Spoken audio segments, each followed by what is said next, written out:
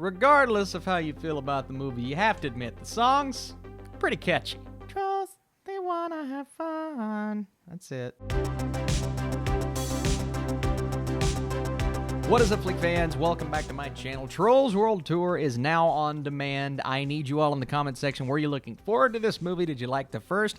Are you a fan of the music? And let's get right into the review. So Queen, Poppy, and Branch make a surprising discovery. There are other troll worlds beyond their own, and their distinct differences create big clashes between these various tribes. So there's a new threat we are facing. Poppy, Branch, and the entire team have to unite with new groups of trolls, each group having a different style, a different genre of music that is associated with them. And I thought that was a really cool concept, especially for a sequel. It's like, well, how do we make it a bit different from the original, keeping the same characters? That's interesting enough, right? But they have to unite against this evil that is coming in and bringing certain doom that is headed their way. And I do believe some are going to watch this movie and be like, well, the people who made this film they didn't like rock and roll. Rock and roll is bad. But I do like the idea of uniting different groups of people, inclusivity, this and that. Some will see that as shoehorning, and I don't think it went in that direction. They weren't as on the nose that I was fearful that they would be about it. The real focus of this movie is the fact that there are different styles of music, and because of that, you have plenty of songs that are going to resonate with the kids. Most of them just take one word in the song, and they change it to trolls. Girls just want to have fun. Trolls just want to have fun.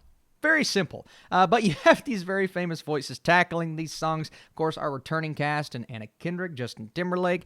You have James Corden, Sam Rockwell. I mean, this is a film that is full of spectacular voice talent, and because of that, the characters come to life. They also come to life in an audible way. They also come to life in a pretty spectacular way visually because of the use of color. It's a good-looking movie, and I believe that the target audience, the reason why this movie is being made, kids, I believe kids are going to love this film.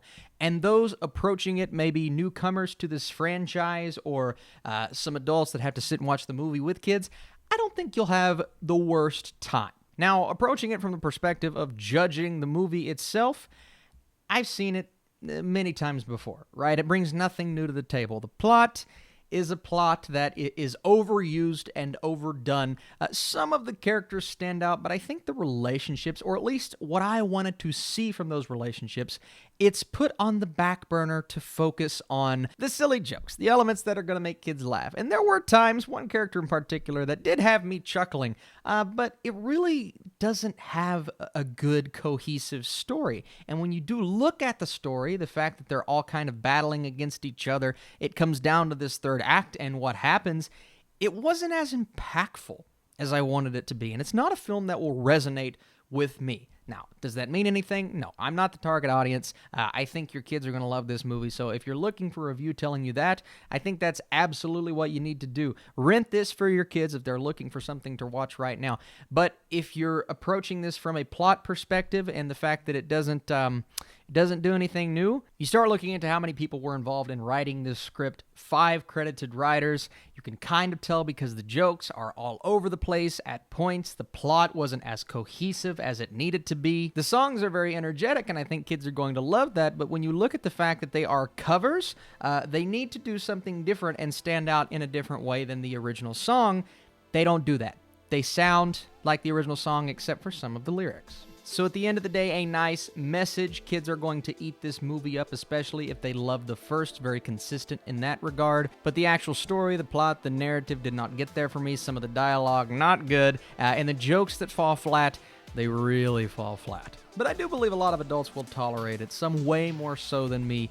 For my score, I'm going to go with 52%, a bit above that middle range. But for kids, you're going to eat it up. Can't wait to see what your all's response is. I appreciate you for watching this video. If you enjoy these reviews, be sure to hit that thumbs up button and let me know what would you like to see me review next. A lot of Netflix reviews this weekend and some very special videos. You guys are the best. I'll see you soon.